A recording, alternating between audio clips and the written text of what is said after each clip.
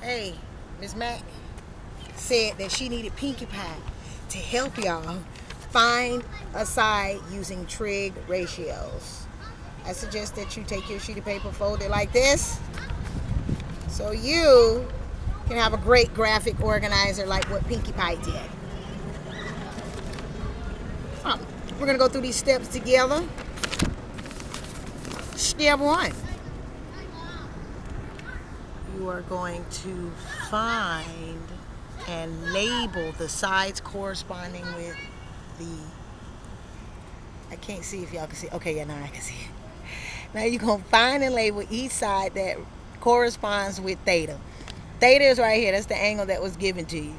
So we're going to look directly across. That's some information that we need. Since it's directly across, it is opposite the side of theta. So that is the opposite side. And then the 90-degree angle always points at that hypotenuse over there, but there's no measurements and we're not looking for that, so we don't need that. And then the last side is the adjacent side. Real close to that theta. So great. Now that you did step 1, let's go on to step 2. You labeled all your sides. And step 2 is you need to identify which trig ratio you are going to use. So there's 3 trig ratios we've been focusing on. That's sine, which is opposite over hypotenuse, cosine, which is adjacent over hypotenuse, and tangent, which is opposite over adjacent. We will be using tangent because look, we labeled these sides and we got our opposite and we have our adjacent. So we're going to use that beautiful trig function. Now that we identified what trig function to use, step 3 is telling us to write the equation. Don't you just love math? You're going to always come to an equation to help you solve something. Yep. So now we just substitute in the values. We know we're going to use tan. Then we're going to use theta, and theta is 25, and that is going to equal that beautiful ratio, which is the opposite, which we don't know. So that's x over adjacent, and that is 8 centimeters. 8 centimeters or meters. And now that we made a beautiful equation, the last thing you would do in math is to solve that equation. Solve it. So this equation is tan 25 equals x over 8.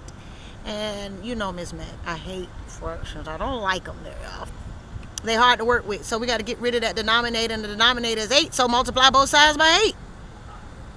Also, that trick from Getting Triggy with It video let us know that when x is up high, you multiply. So the next thing you need to do is you put all this in the calculator. Not the x equals, but just 8 times 10 times 25. Once you put that in the calculator, make sure it's in degree mode. It's just going to spit out an ugly, nasty number. But you're going to round it to the nearest tenth. And that's how you got x equals 3.7 meters. That's the missing side. So if you follow all these steps like Pinkie Pie had asked you to, you will be able to show Ms. Mac how to find a side using a trig ratio. She also wanted me to let you know that shout out to all the kids out here playing during the corona season. And don't forget to tell somebody you love them.